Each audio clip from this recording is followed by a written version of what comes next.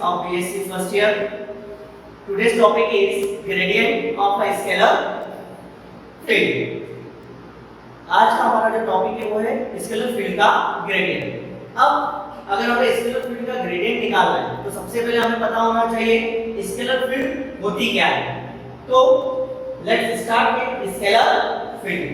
तो if a scalar quantity, अगर हम कोई स्केलर क्वांटिटी लें such as temperature, electric potential is expressed as a continuous function of position in a region, a scalar field is then said to be exist। मतलब किसी भी reason में, किसी भी फील्ड में अगर हम कोई स्केलर क्वांटिटी किसी कंटीन्यूअस फंक्शन के फॉर्म में लें तो जिस फील्ड में ये स्केलर क्वांटिटी कंटीन्यूअस फंक्शन के फॉर्म में होगी उस फील्ड को हम कहेंगे स्केलर फील्ड। एग्जांपल के लिए यहां हम बात करें, हमने एक रॉड ली है जिसको हमने तीन एक्सिस पे डिवाइड किया है, x axis, y axis and z axis. अब हमने इस फील्ड को जिसको हमने अभी रॉड कहा है इसके एक एंड को हमने क्या दिया, हीट प्रोवाइड करी। मतलब यहां पर हमने कौन सा एंड रखा है, हॉट एंड। अब हमें पता है कि किसी भी कंडक्टर को अगर हम हीट प्रोवाइड करते हैं तो ये उस कंडक्टर में क्या होने लगती है, फ्लो होने लगती है। सपोज कर ले हम, जैसे सपोज कि कोई कंटेनर है, हमने उसको गैस पर रखा और उसको हमने गैस को स्टार्ट किया तो होगा क्या, सबसे पहले हीट हमने कहां दी, उस कंटेनर के बॉटम में। धीरे धीरे हीट जो है वो बॉटम से कहां जाएगी, उसके अपर पार्ट में। सच है यहां हमने एक कंडक्टर ले लिया है, इसके एक एंड को हमने क्या करा, हीट प्रोवाइड करी। तो हमारा ये जो एंड है जो नेगेटिव एक्स की डायरेक्शन में है उसको हमने हॉट एंड कहा। अब जैसे हम इसको हीट प्रोवाइड करते हैं, ये हीट कहां जाएगी, पॉजिटिव एक्स डायरेक्शन में क्या कर रही है, मूव कर रही है। इसका जो सेकंड एंड है वो कौन सा एंड है, हमारे पास कोल्ड एंड है। अब हमें पता है कि हीट का फ्लोएशन जो है वो हॉट एंड से कोल्ड एंड की तरफ होता है, मतलब हाई टेम्परेचर से लो टेम्परेचर की तरफ। इट मींस अगर ये हॉट एंड है तो यहां का टेम्परेचर ज्यादा है, ये कोल्ड एंड है तो यहां का टेम्परेचर कम है। तो हीट का फ्लो जो है वो high temperature to low temperature हो रहा है। तो हॉट एंड से कोल्ड एंड की तरफ क्या हो रहा है, हीट का फ्लो हो रहा है। अब इस पूरे रॉड पर हमने दो सरफेस एरिया ले लिया। मान लिया इसका सरफेस एरिया A1 है और इसका सरफेस एरिया हमने A2 है। P Q R S इसको हमने नाम दे दिया और इसको हमने नाम दे दिया A B C D। अब इस P Q R S का अगर हम टेम्परेचर फाइंड आउट करें तो सपोज कर लिया टेम्परेचर कितना निकला इसका, θ1। इस ABCD का अगर हम टेम्परेचर पे नोट करें, मेजर करें तो सपोज कितना निकला, θ2। अब अगर हम यहां ध्यान से देखें तो heat always flows from high temperature to low temperature. It means ये जो एरिया है, ये जो टेम्परेचर है θ1 जो किसकी साइड है, हॉट एंड की साइड, इसकी वैल्यू θ2 वाले के कंपैरिजन में क्या होगी, ज्यादा होगी। तभी तो हीट जो है वो हाई से लो की तरफ फ्लो होगा। इट मींस θ1 ग्रेटर होगा किससे, θ2 से। अब अगर हम इन दोनों सरफेस एरिया के बिटवीन डिस्टेंस कितनी ले लें, डेल x, तो टेम्परेचर डिफरेंस जो है वो कितना हो जाएगा, θ1 minus θ2। This is the temperature difference. अब जैसे जैसे हम θ1 से θ2 की तरफ आएंगे, मतलब डेल x डिस्टेंस सेवर करते जाएंगे, हर पॉइंट पर टेम्परेचर में क्या आएगा, चेंज आएगा। हम देखते हैं कि यहाँ का टेम्परेचर सबसे ज्यादा है हॉट एंड का। जैसे जैसे हम कोल्ड एंड की तरफ बढ़ते जाएंगे टेम्परेचर में चेंज होता जाएगा।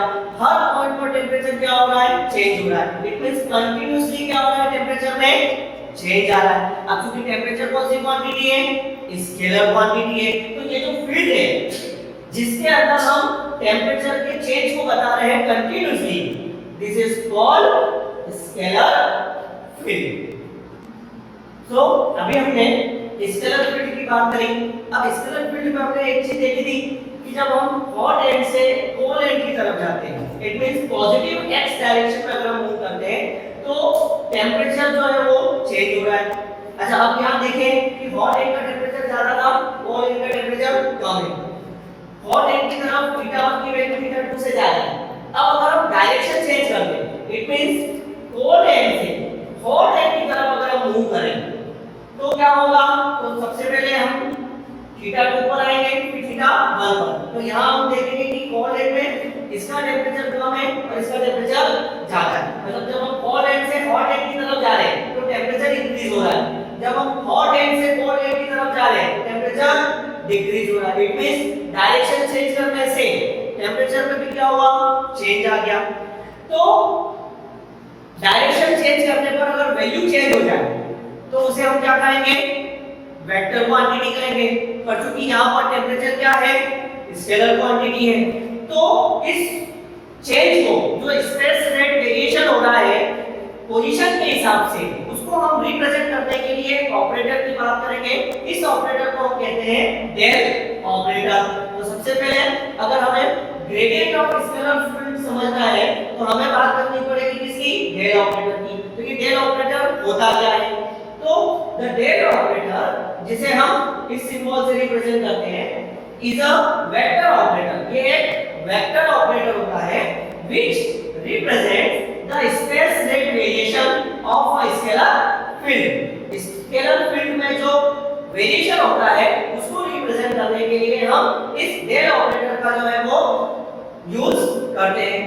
अब del operator different coordination system जो होते हैं, हमारा कार्टेशियन कोऑर्डिनेट सिस्टम होता है, प्लेन पोलर कोऑर्डिनेट सिस्टम होता है, स्फेरिकल कोऑर्डिनेट सिस्टम होता है, सिलेंड्रिकल कोऑर्डिनेट सिस्टम होता है।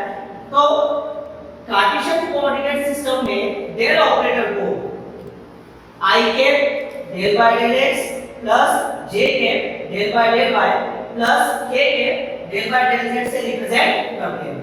अब यहाँ पर i कैप, j कैप और k कैप जो है this is called the unit vector along the direction of x y and z। अच्छा, डेल ऑपरेटर में i कैप को हम डेल बाय डेल x के आगे भी लिख सकते हैं और डेल बाय डेल x के पीछे भी लिख सकते हैं। We have to discuss gradient of scalar field.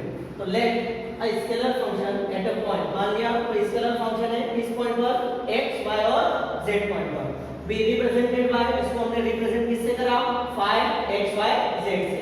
तो phi जो है वो स्केलर फील्ड को रिप्रेजेंट करेगी, तो phi x y z क्या हो गया हमारे पास, स्केलर फंक्शन हो गया। अब the Cartesian components of its space rate of variation, अब जैसे जैसे हम स्पेस में मूव करते जाएंगे क्या होगा, चेंज होता जाएगा, वेरिएशन होता जाएगा।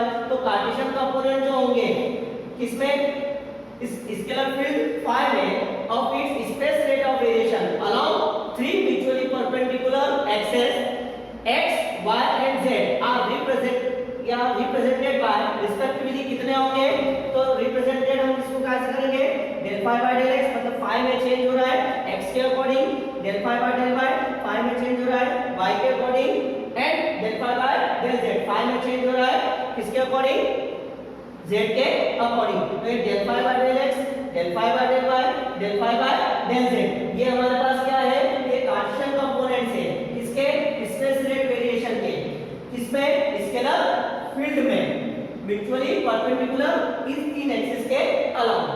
अब हम बात करते हैं ग्रेडियंट की।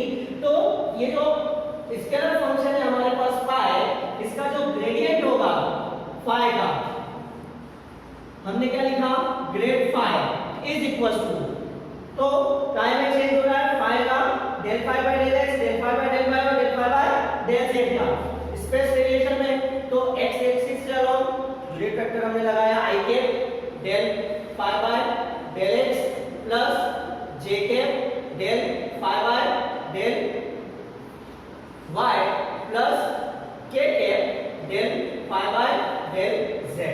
तो ग्रेडियंट ऑफ phi, इसको हमने कहा ग्रेड phi मतलब ग्रेडियंट ऑफ phi, phi मतलब स्केलर फील्ड का ग्रेडियंट। इस तरीके से रिप्रेजेंट हुआ i cap del phi by del x plus j cap del phi by del y plus k cap del phi by del z। मतलब जो scalar quantity हमारी scalar field के अंदर, उसमें x y और z एक्सिस के अलावा क्या हो रहा है, चेंज हो रहा है।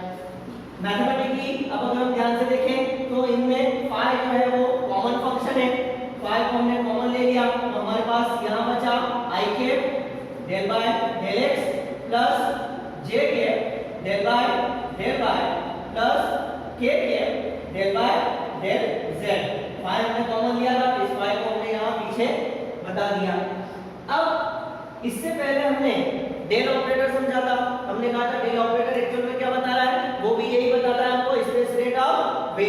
बारे में, और इसकी वैल्यू हमने लिखी थी i cap del by del x plus j cap del by del y plus k cap del by del z। तो यहाँ i cap del by del x plus j cap del by del y plus k cap del by del z। इसकी जगह पर हम रख देते हैं del operator.